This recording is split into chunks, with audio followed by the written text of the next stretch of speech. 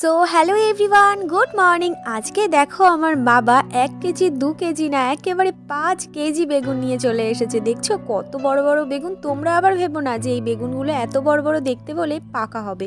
বেগুনগুলো দেখেই না আমার বেগুন পোড়া খেতে ইচ্ছে করছে, কিন্তু এই বেগুন, ডিম, নোনা মাছ, চিংড়ি এই সমস্ত থেকে ডাক্তার আমার দূরে থাকতে বলেছে। কিন্তু আজকে আমি আর শুনছি না, বেশ অনেক দিন ধরে মেনেছি। আজকে তো আমি বেগুন পোড়া করে তারপরই শুনবো। তো এখানে দেখো আমি দুটো বেগুন পুড়িয়ে নিয়েছি। আচ্ছা, তোমাদের কার কার বেগুন পোড়া আর তার সাথে পান্তা ভাত খেতে ভালো লাগে গো? অবশ্যই আমাকে কমেন্ট করে জানিও। হ্যাঁ, আমার তো ভীষণই ভালো লাগে। তো এখন দেখো দুটো বেগুন বেশ ভালো করে আমি ছাড়িয়ে নিয়েছি, তার সাথে 4টে মতো শুকনো লঙ্কাও পুড়িয়ে নিয়েছি। তো তারপর শুকনো লঙ্কা লবণ বেশ ভালো করে মিক্সড করে নিয়েছি। তারপর দেখো দিয়ে দিলাম তেল।